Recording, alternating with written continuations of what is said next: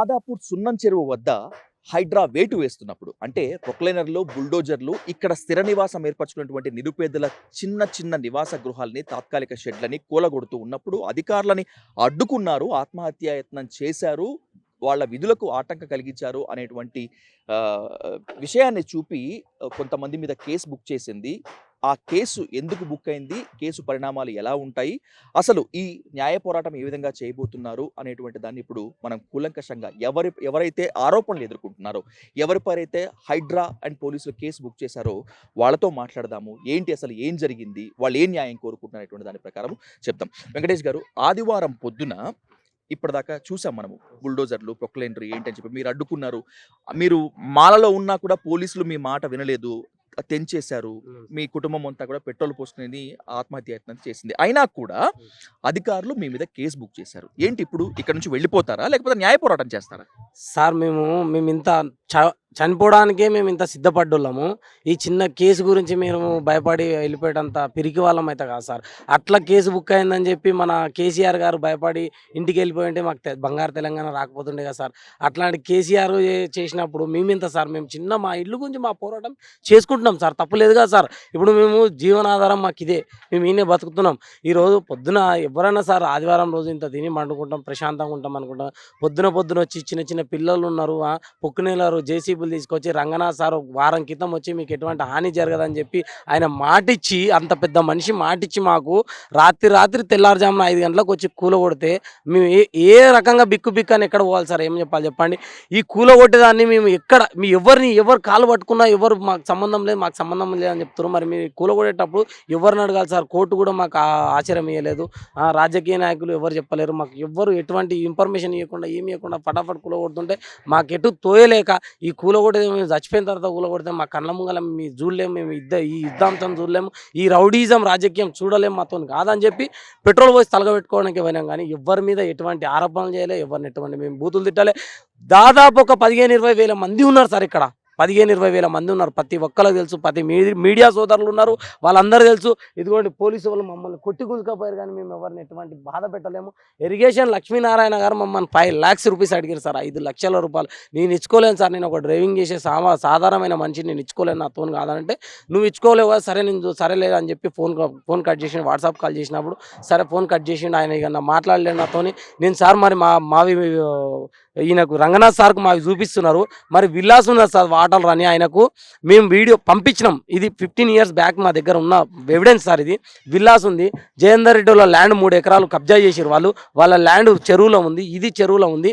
మరి ఇవన్నీ ఎందుకు సార్ చూపించలేరంటే రెస్పాన్స్ చేయలేడు సార్. రెస్పాన్స్ చేయలేకపోతే మేము సరే చూద్దాం 7 వరకు అయితే మా రంగనాథ్ సార్ అయితే చెప్పిండు కదా పేద ప్రజల దగ్గరికి వెళ్ళమని.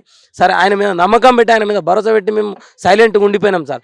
ఆయన మా మీదే వేటేశాడని మాకు తెలియదు సార్, ఎందుకంటే గరీబోళ్ళ మీదే వేటేసే రంగనాథ్ సార్ మరి చెప్పి చేస్తే మేమేమన్నా ఎక్కడన్నా చూసుకున్నాం, ఒక నోటీస్ ఇస్తే సార్ మేము కబ్జా చేసినవి కాదు, కబ్జాదారులం కాదు, మేము మా నాన్న కష్టపడి కొన్నది, ఇది కొన్నందుకు నేను ఇంత పోరాటం చేస్తున్నా కానీ ఏ గవర్నమెంట్ వచ్చి మమ్మల్ని ఆదుకోలేదు సార్. 3 రోజుల నుంచి వర్షాలు పడుతున్నాయి, తిండి లేదు, ఏం లేదు, మా సామాన్ మొత్తం విధ్వంసంగా మరి రౌడిజం చేసి మరి కూలగొట్టారు సార్. మీరు చెప్పినట్లుగానే ప్రాపర్టీ ట్యాక్స్ కడుతున్నారు, ఎన్నో ఏళ్లుగా ఇక్కడ ఉన్నారు, స్థిర నివాసం ఏర్పాటు చేసుకున్నారు, చిన్న షెడ్లే, ప్రాపర్టీ ట్యాక్స్ కడుతున్నాం కదా, లేకపోతే గవర్నమెంట్ వాళ్ళు వీళ్ళు సపోర్ట్ చేస్తున్నారు, మీరు ఇక్కడ పెద్ద బిల్డింగ్లు అయితే కట్టలేము సార్. అయినా కూడా హైడ్రా మిమ్మల్ని కూల్చివేసింది, మిమ్మల్ని ఈ రోజు ఈ స్థితికి తీసుకొచ్చింది, అన్నిటికీ మించి రేపు కేసు బుక్ చేసింది. ఎలా ఉండబోతుంది రేపు మేము న్యాయ పోరాటం? సార్ ఇది మా కోర్టు న్యాయం కరెక్ట్ చేసింది సార్, ఎందుకంటే మా మీద కేసు బుక్ కావడం మాకు చాలా మంచిది సార్. ఎందుకంటే మేము కూడా అదే జడ్జి గారి దగ్గర పోయి అదే కోర్టుకు పోయి అడుగుతాం సార్ వాళ్ళకొక న్యాయం నాకొక న్యాయం ఎందుకుంది సార్? నేను పొట్ట చేతులు పట్టుకొని వచ్చి నేను రేకుల షెడ్లు వేసుకొని బతికేటోని కూలగొడుతుంటే నా ఇల్లు నేను కాపాడుకోవడానికి నా మీద నేను పోసుకొని నేను ఆపుకోగలుగుతున్నా సార్. ఈరోజు నా మీద కేసు బుక్ చేసిరు, మరి వాళ్ళు చేసిన పనికి మీరు ఎందుకు బుక్ చేస్తలేరు సార్? గవర్నమెంట్కు మీరు అంతా గవర్నమెంట్ కొంగి నిలబడుతున్నారు, మాలాంటి పేద పబ్లిక్ గురించి మీరు లేరా సార్? కోర్టు లేదా సార్? న్యాయస్థానం లేదా సార్? అంబేద్కర్ రాసిన రాత ఇదేనా సార్? మాకు ఇదేనా సార్ మా జీవితం? మేము ఎక్కడ బతుకుతున్నాం సార్? మేము ఇదే కదా సార్ 2024లో బతుకుతున్నాం సార్. కోర్టు కూడా మేము ఏం చేయలేదని చేతులు ఎత్తేసినప్పుడు మరి దీనికి ఎందుకు సార్ మీరు రెస్పాన్స్ అయ్యారు అని అడుగుతా సార్. నాకు కోర్టుకు పోవడం చాలా ఇష్టం సార్, ఎందుకంటే ఈరోజు నాకు కోర్టుకు పోతే అది న్యాయ పోరాటం ఎట్లుంటుందో అని 10 మందికి తెలవాలా సార్. ఇది కూడా నేను మీడియాని తీసుకొనే కోర్టుకు వెళ్తా సార్, మీడియాని తీసుకొని వెళ్తా, కోర్టులో మీడియా ముంగల పెట్టే మాట్లాడాలి నేను. ఎందుకంటే కోర్టుకు పోవాలంటే నేను 100% మీడియాని తీసుకొని వెళ్తా. ఎందుకంటే మీడియా వస్తే ప్రజలకు కూడా తెలుస్తుంది సార్ ఆవేదన నా ఆవేదన నాది మొత్తం అందరికి పబ్లిక్ కూడా తెలుస్తుంది. తెలిసినప్పుడు కోర్టు ఏ న్యాయం చేస్తుందో నేను అడుగుతా సార్ వితౌట్ నోటీస్తో మీరు కొట్టమని మీరు చెప్తారా? మీ ఇల్లు పోతే మీరు అట్లనే ఊరుకుంటుంటారా సార్? చూసుకుంటూ ఊరుకుంటారా సార్? నా ఇల్లు పోతుందని నా ఇంట్లో సామాన్ ధ్వంసం చేస్తే నేను ఊరుకోవాలన్నా సార్? అంటే ఒక రౌడీజం చేసి కొట్టి ఆడవాళ్ళని చీరలు పట్టి గుంజుకపోతే లేడీస్ పోలీసు వాళ్ళు అది ఒక న్యాయమా సార్? రోడ్డు మీద స్నానం చేసే స్థితికి తెస్తే మీరు న్యాయ పోరాటం ఇదేనా సార్? మీరు న్యాయం చేసింది మాకు అని నేను కూడా అడుగుతా సార్. అక్క మీరు చెప్పండి, ఏంటి మీ ఆవేదన ఏంటి, ఏం చెప్పదలుచుకున్నారు? ఏం సార్, రోడ్ మీద వండుకుంటున్నాం, రోడ్ మీద తింటున్నాం, రోడ్ మీద ఉంటున్నాం, చిన్న చిన్న పిల్లల్ని వేసుకొని ఇగో ఈడ తింటున్నాం. చూసిరుగా ఇప్పటిదాకా రోడ్ మీద గిన్నెలు తోముతున్నాం, వాష్రూమ్ వస్తే అక్కడ డాంగర్ల సైడు అక్కడ చెట్ల సైడ్ పోతున్నాం. పొద్దున తెల్లారక ముందుకే చీకట్లో అయితే ఎవరు చూడరని ఆ టైంలో వాష్రూమ్కి అట్లా వెళ్తున్నాం.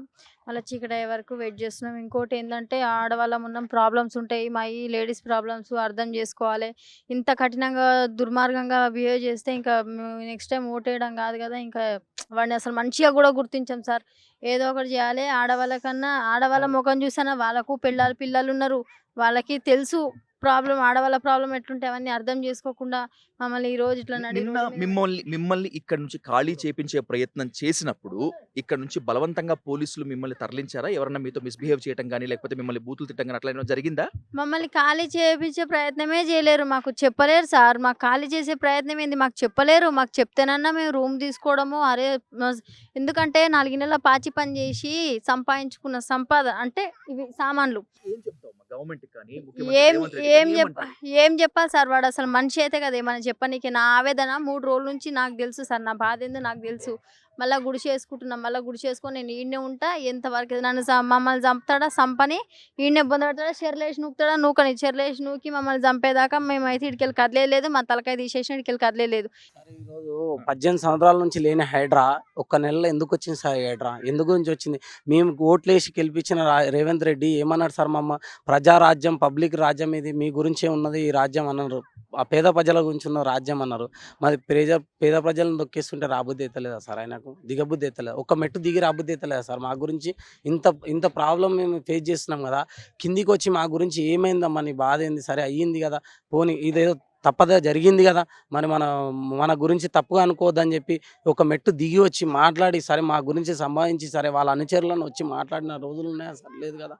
మేము మా ఇష్టంగా గెలిపించుకుంటే కాంగ్రెస్ ఇంత ఘోరంగా చేస్తుందని ఎవరన్నా అనుకోలేము సార్, మా కళ్ళలో కూడా అనుకోలేము సార్. మేము ఒక మాట సార్, ఇది చిన్న హైడ్రా అనేది గత 18 సంవత్సరాల నుంచి సీఎంలు లేరా సార్ మన దాంట్లో? చెప్పండి.